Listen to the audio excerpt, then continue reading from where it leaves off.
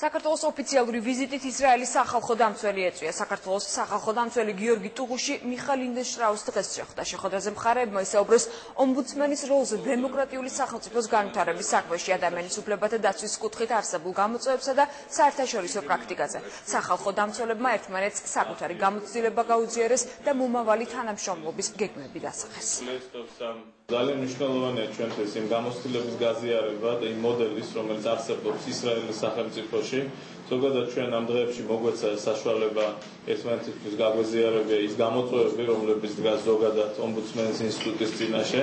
ასევე დაგეგმილია რამდენიმე ძალიან მაღალი დონის შეხვედრა, სადაც ბატონ ლინდენშტრაუს ექნება საშუალება საქართველოს ხელისუფლების სხვადასხვა ტოს წარმომადგენლებს გაესაუბროთ.